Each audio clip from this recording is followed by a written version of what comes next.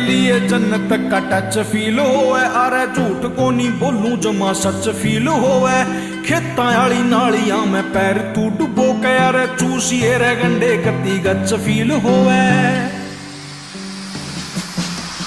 पर नाक ना चटाइए कदे भी देसियां में कमी देख के, तेरे शहर की सड़क भूल जा। काम आली